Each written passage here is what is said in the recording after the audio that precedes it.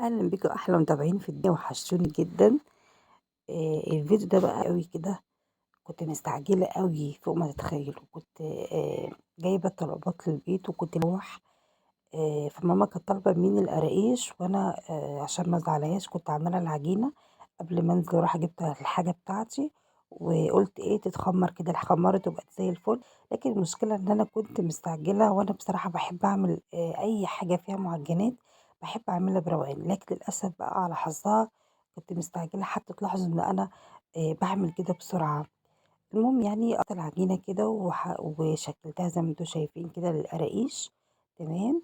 حتى ما لحقتش أصور لكم من الأول المقادير بتاعتها إيه. طبعًا مقاديرها سهلة، خميرة وبيكنج باودر ودقيق حسب ما أنتِ عايزة، أنا عاملة كيلو، تمام. ومش الكيلو برضه هاقول لكم دلوقتي، وزيت ورشة ملح وكده. المهم بقى بُصّوا قرصت كده العجينة زي ما باقول لكم، وبعد ما خلّصت العجينة التشكيل بتاع القراقيش على الفرن على طول، وعملت لها كده أول صينية حتى هي قُلت لها بعد ما تخلّصي بقى اعمليها بُصّوا حتى تلاقوها بيضة من فوق، لإن أنا ما لحقتش حتى أحطها على الشواية. عملت لها الشوية دول وقُلت لها حطيها على الشواية بتاعتها لإني كنت مستعجلة.